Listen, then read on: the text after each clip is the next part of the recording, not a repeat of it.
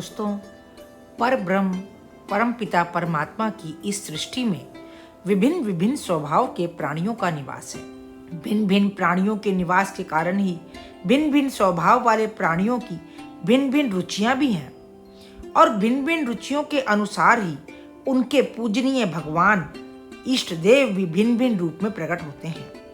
किसी का चित्त भगवान के भोले शंकर रूप में बसता है तो किसी का शेष शयी विष्णु के रूप में मुग्ध हो जाता है। किसी का मन श्री कृष्ण के नटवर वेश में फंसता है तो किसी को मर्यादा पुरुषोत्तम श्री राम आकर्षित करते हैं। किसी को श्री कृष्ण की आराधिका श्री राधा की करुणामयी रसिता अपनी ओर खींचती है तो किसी को जगदम्बा का दुर्गा रूप सुहाता है। अतः भगवान के जिस रूप में हमारी प्रीति हो उसी रूप की आराधना वह करते हैं और होनी भी चाहिए। परंतु प्रश्न यह आता है कि 33 कोटि देवी देवताओं में से कौन से देवी देवता के प्रति अपने श्रद्धा सुमन अर्पित करें, उन्हें अपना आराध्य माने। तो मित्रों, आज इसी पे अपने व्लॉग में हम चर्चा करेंगे। आप हमारे साथ बने रहिए। यदि आपको हमारे व्लॉग पसंद आ रहे हैं तो प्लीज़ शेयर, लाइक, सब्सक्राइब करना बिल्कुल मत भूलिए और अपने मित्रों और परिवारजनों के साथ भी इसे शेयर करते रहिए। तो बढ़ते हैं आगे। सनातन हिंदू धर्म में 33 कोटि देवता माने गए हैं, जिनमें से 5 प्रमुख देवता सूर्य, गणेश, गौरी, शिव और विष्णु श्री राम या श्री कृष्ण रूप में जिसकी भी उपासना करी जाए प्रमुख रूप से बताई गई है।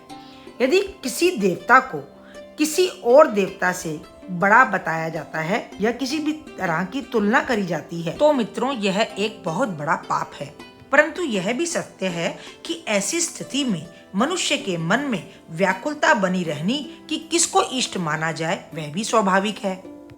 तो मित्रों, हृदय में जब परमात्मा के किसी रूप की लगन लग जाए, दिल में वह छवि बस जाए, किसी की रूप माधुरी आंखों में समा जाए, किसी के लिए अत्यंत अनुराग पैदा हो जाए, मन में उन्हें पाने की तड़फड़ाहट ललक पैदा हो जाए, तो बस समझ जाइए वही हमारे आराध्य हैं।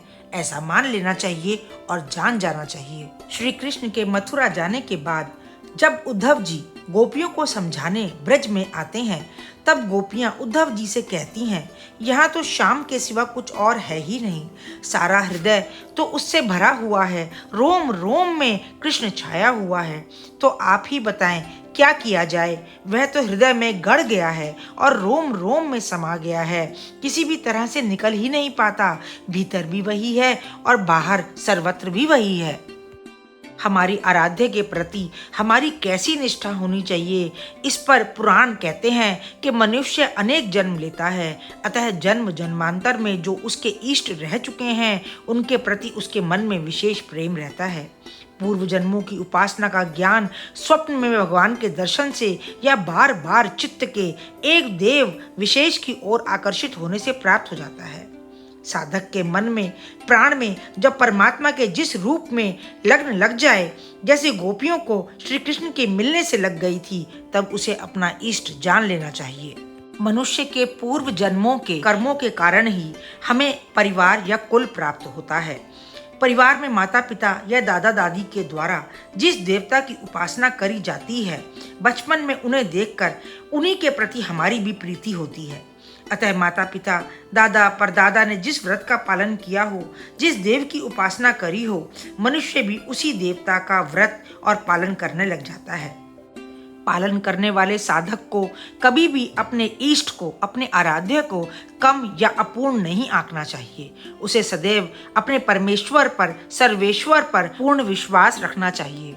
अपने आराध्य को श्रेष्ठ मानना और ईश्वर के अन्य रूपों को छोटा समझना, उनकी निंदा करना यह अनुचित है, क्योंकि सभी रूप उस एक पर ब्रह्म परमात्मा के ही हैं। जब मन में अपने आराध्य के प्रति सच्चा प्रेम और पूर्ण समर्पण होता है तो परमात्मा के हर रूप में अपने इष्ट देव के ही दर्शन होते हैं। अपने इष्ट देव का निर्णय करने के लिए अपनी भावनाओं और अपने हृदय की ओर ध्यान देना महत्वपूर्ण है।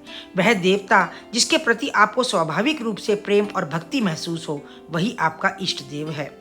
कुछ लोग जन्म कुंडली के आधार पर भी इष्ट देव का पता लगाने का प्रयास करते हैं। यदि आपको हनुमान जी के प्रति विशेष रूप से प्रेम और भक्ति महसूस होती है तो वे ही आपके इष्ट देव हैं। और यदि आपके परिवार में माता वैष्णो देवी या और किसी देवी देवता की पूजा होती है या शिव जी को कुल देवता माना जाता है तो आप उन्हें अपना इष्ट देव मान करके उनकी पूजा कर सकते हैं।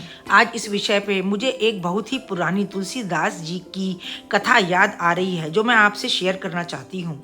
एक बार तुलसीदास जी वृंदावन में संध्या के समय मदन मोहन जी के दर्शन कर रहे थे। तब एक पुजारी ने आकर के तुलसीदास जी पर कटाक्ष करते हुए कहा कि आप अपने इष्ट को नमन करें, यह आप दूसरों के इष्ट को नमन क्यों कर रहे हैं। आपकी जानकारी के लिए बता दें कि गोस्वामी तुलसीदास जी के आराध्य प्रभु श्री राम ने गोस्वामी जी के मन में श्री राम और कृष्ण को लेकर कोई भेद था ही नहीं, परंतु पुजारी के इस तरह से कटाक्ष करने के कारण गोस्वामी जी ने हाथ जोड़कर ठाकुर जी से प्रार्थना करते हुए कहा, हे प्रभु, हे राम जी, मैं आपका भक्त हूँ। आप जानते हैं कि आप ही राम हैं और आप ही कृष्ण हैं। आज आपकी मुरली लिए हुए छवि अत्यंत मनोहक जो दिख रही है वह मेरे लिए नमन हेतु है, लेकिन आज आपके भक्त के मन में बड़ा भेद आ गया है। आपको राम बनने में कितनी देर लगेगी प्रभु? यह मस्तक आपके सामने अब तभी झुकेगा जब आप हाथ में लेकर धनुष बाण लेकर अपने भक्त की रक्षा करेंगे। भक्त के मन की बात मदन मोहन जी जान गए और फिर उनकी मुरली और लकुटी छिप गई और हाथ में धनुष और बाण आ गया।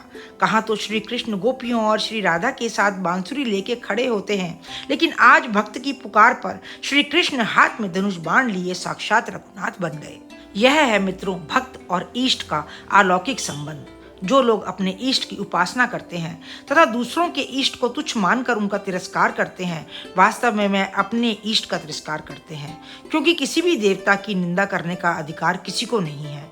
जहाँ भावना छोटी और संकीर्ण होती है वहाँ फल भी छोटा होता है, और जहाँ भावना महान होती है वहाँ फल भी महान होता है। मित्रों, अहम से ऊंचा कोई आसमान नहीं, किसी की बुराई करने जैसा आसान कोई काम नहीं, स्वयं को पहचानने से अधिक कोई ज्ञान नहीं, और क्षमा करने से बड़ा कोई दान नहीं। तो मित्रों, आज के व्लॉग में बस इतना ही। शेयर, सब्सक्राइब और लाइक करते रहिए। मिलते हैं अगले व्लॉग में, तब तक के लिए राम राम।